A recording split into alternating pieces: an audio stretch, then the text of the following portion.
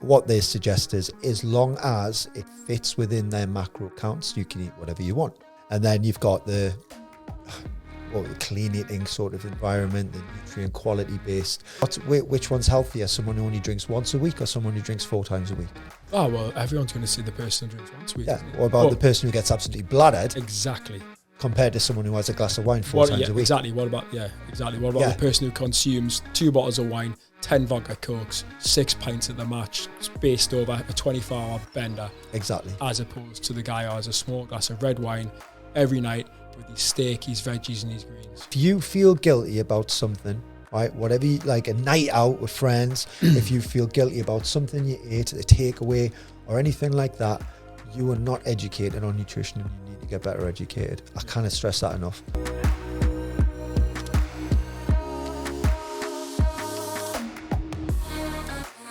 Kev, we've been in this industry a long time now, both of us well over 10 years.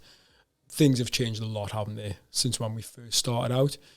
We've seen kind of a lot of bickering, if you like, within the industry in terms of different styles and approaches. But one thing I want to ask you, and I think that this is where the industry's coming full circle, what's your thoughts on if it fits your macros versus nutrient quality of the food you're taking in? Yeah, so if it fits your macros is basically hitting your macro targets.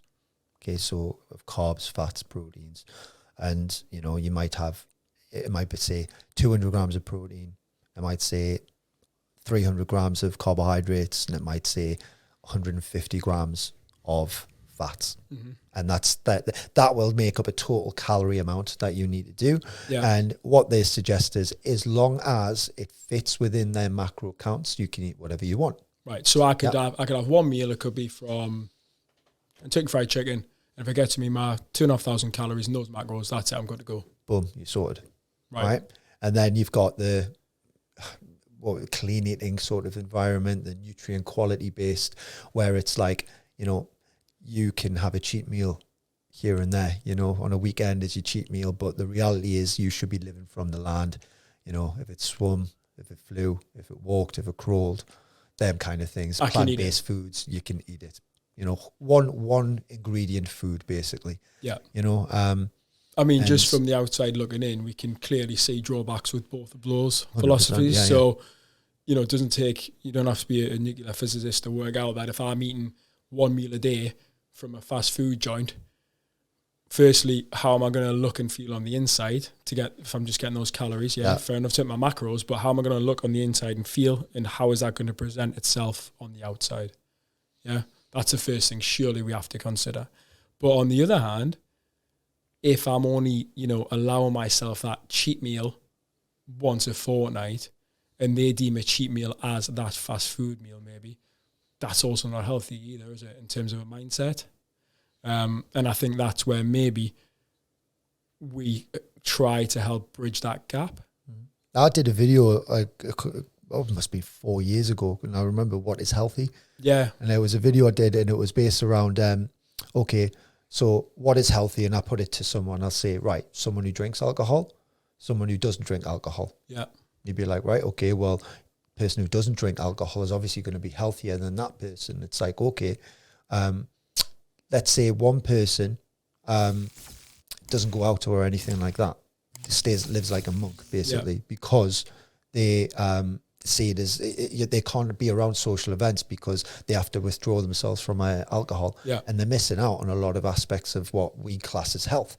Actually socializing and having a life with and fun with people, interacting with people, and there's the drawback in itself. And which one's healthier, someone who only drinks once a week or someone who drinks 4 times a week? If I just say that, what would they typically say? Oh, well, everyone's going to see the person who drinks once a week. Yeah. What about the person who gets absolutely bladdered? Exactly.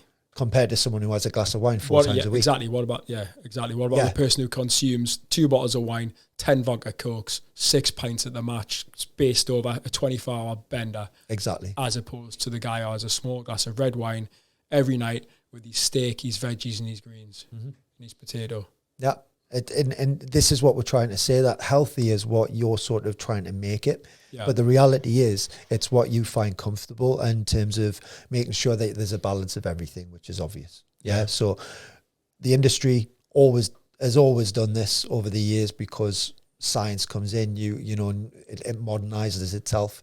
New things come. For example, technology came and made MyFitnessPals and apps like that, made them like a massive focus and shift. Yeah. So it went from that paradigm of like back in 15 years ago when me and you first were starting out, and it was all about the clean eating and stuff like that. Yeah. And then it, as I say, these apps came and made it very easy for people to track their calories. Yeah. And if it fits your macros came on the scene and started bringing their sort of voice to the industry. Yeah. And basically it, you know, when something comes through like that, it tends to get a huge shift straight away. Yeah. But again, there is method in everything, and the strategy that you use to get the principle right it doesn't matter as long as it works for you, really. Mm. But then what me and you are sort of getting at with this whole video the podcast is clearly the mixture of both of them. Yeah. Making sure that you've got a balance of both. So we work with something more towards what we call flexible dieting. Yeah. Yeah. And flexible dieting is very simple. It is a case of saying, you know, protein, because of the way that the body works, it needs protein. It tends to be, let's try and keep that stable. But within our calories, we can manipulate carbs and fats as a fuel source and alcohol, right? And be able to have a more flexible approach to life, so that you can get the best of both worlds to a degree. And you can enjoy family time. You can enjoy some relaxed socialising with friends. Yeah. Yeah, and you don't have to beat yourself up. If you invite me out to the pub tomorrow night to watch the match and I'm like, oh, no, it's not. I'm not really meant to have that. I can do that.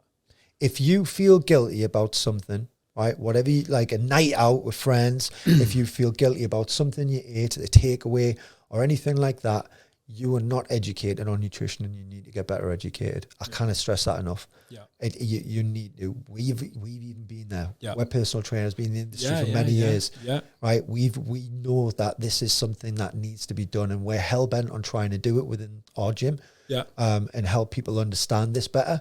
But you must understand that there is no one meal, no one food that is going to make you lose all your results. Yeah. I think it's great what you just said. There's no one meal that's going to make you healthy or unhealthy. Yeah.